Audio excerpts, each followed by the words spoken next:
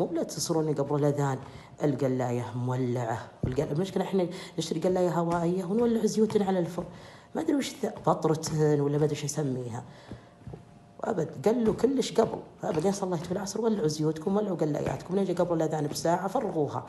مو بالنحين باب الثلاجة مفتوح وباب الفريزر مفتوح، على يا مندوب يا توصيل يا ما أدري وشو. وين القشطة حقت القيمات، وين الثلج نبي ثلج، وين الفمتو، وين الموية، وين القهوة، وجيبوا ذا.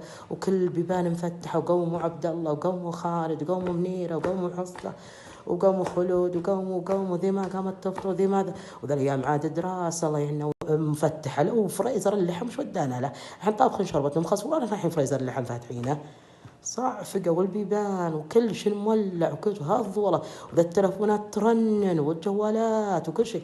اعوذ بالله، الله يتقبل منهم صالح العاد.